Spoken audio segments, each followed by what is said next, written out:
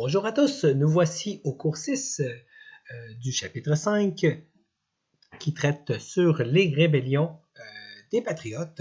Donc, avant de commencer le cours, j'insiste sur le fait qu'il est toujours plus efficace de commencer par la lecture, enchaîner avec des exercices dans le cahier de l'élève et finalement valider les informations avec le résumé que vous entendez en ce moment.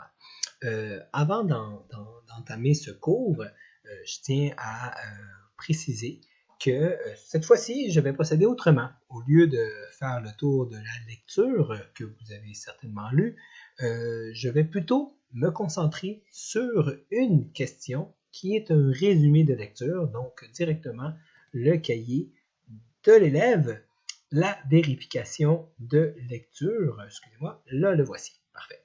Donc, le numéro 55 traite de certains éléments que vous allez voir ici qui vont nous permettre de résumer parfaitement le cours 6. Donc, je ne bougerai pas davantage, uniquement le numéro 55 va rester tel quel. Alors, évidemment, certains d'entre vous allaient peut-être recopier les réponses. Ce n'est pas grave. Le but, c'est de vous raconter brièvement les rébellions des patriotes et les événements qui vont se suivre. Okay? D'abord, vous devez comprendre que ces rébellions, elles ont une cause. Elles ont d'ailleurs 3 causes principales. La première cause, le problème politique de l'époque.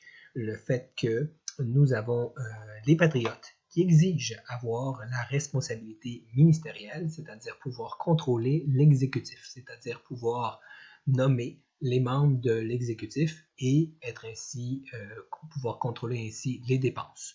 Malheureusement, jamais l'Empire britannique aurait voulu accorder cette demande. Il y avait également d'autres demandes qui étaient tous rassemblées dans les 92 résolutions.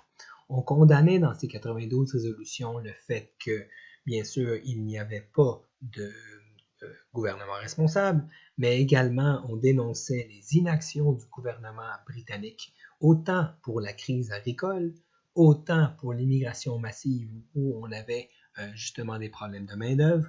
Donc, si on rassemble le tout, les 92 résolutions dénonçaient l'inaction du gouvernement face à la détresse que vivaient les gens à l'époque.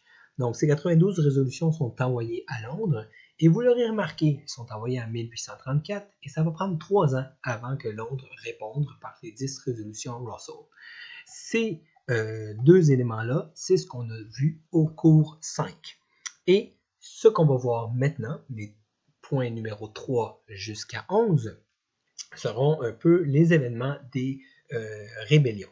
Sachez que ces événements-là, je ne demanderai pas dans un examen de les énumérer par cœur. Le but, c'est de comprendre plus pourquoi les rébellions se battent et quelles sont les conséquences. Donc, ce qui importe le plus ici, c'est les causes et les conséquences des rébellions et pas nécessairement l'ensemble des événements. Les événements ici vont permettre de comprendre un peu comment ces gens-là ont vécu cette situation, mais on n'aura pas des questions dans le détail là-dessus. Donc, face aux réponses de Russell et le refus de Londres de tout ce que les patriotes demandaient, les patriotes vont décider de refuser de voter le budget. Alors, ils vont paralyser les travaux de la Chambre d'Assemblée. Évidemment, le gouverneur Gosford n'aime pas vraiment cette situation et décide de dissoudre la Chambre et relancer de nouvelles élections pour, dans un certain sens, punir les patriotes. Les patriotes, eux, que font-ils? Ils vont organiser des assemblées. Okay? Vous voyez comment les événements vont se succéder. En août, octobre, novembre, etc. Ça va aller quand même très rapidement. Alors, les patriotes vont faire des assemblées. Et il y en a une des assemblées qui va être très connue, l'Assemblée des 6 comtés, où on aura carrément un appel aux armes. Alors, nous aurons des patriotes, des chefs patriotes qui vont faire des discours très éloquents. Et bien sûr, c'est à partir de ce moment-là que Louis-Joseph Papineau, le chef des Patriotes, sera recherché par l'armée britannique. On va même mettre sa tête à prix. On va même offrir une récompense pour le capturer. Donc, d'où l'expression ça vaut la tête à Papineau, parce que ça vaudra 4000 piastres, ce qui est quand même énormément d'argent pour l'époque. Donc, commence à partir du mois d'octobre des assemblées, des appels à la violence et commence dès le mois de novembre suivant des bagarres. On va voir des bagarres violentes entre les Fils de la Liberté, des groupes de jeunes paramilitaires très proches des patriotes, et le Doric Club, groupe plutôt du côté des anglophones. Alors on voit des bagarres, une tension énorme, et le même mois, une première vraie bagarre qui aura lieu à Saint-Denis. Ce sera la seule victoire des patriotes. Le même mois, on aura une défaite à Saint-Charles, une défaite à Saint-Eustache, la destruction de Saint-Benoît. Donc ce sont des villages qui vont être attaqués par l'armée britannique, souvent sous prétexte que ces villageois abritaient des patriotes. Même que Saint-Eustache sera entièrement brûlé et beaucoup de patriotes vont être brûlés vifs à l'intérieur d'une église, ce qui prouve beaucoup la violence de ces combats.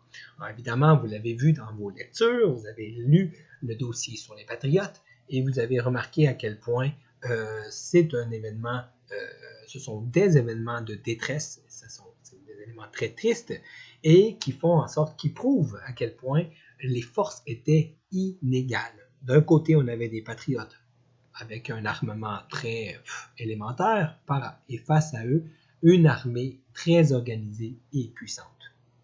Bon, vous aurez deviné, décembre, hein, on arrive en plein mois d'hiver, et février, c'est-à-dire 2 mois plus tard, Robert Nelson, frère de Wilfred Nelson, va proposer une indépendance. Alors, il va proclamer l'indépendance du Bas-Canada et va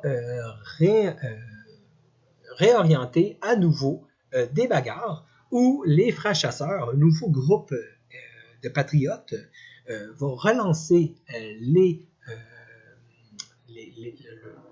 batailles, si on veut, et seront rapidement matés et maîtrisés par l'armée britannique. Alors, non seulement les frères chasseurs vont perdre à Hoddletown et même que d'autres petits villages vont tomber facilement aux mains des Britanniques, mais le gouverneur Colborne va en profiter pour incendier plusieurs villages. Donc, on va réprimer la rébellion relativement très facilement.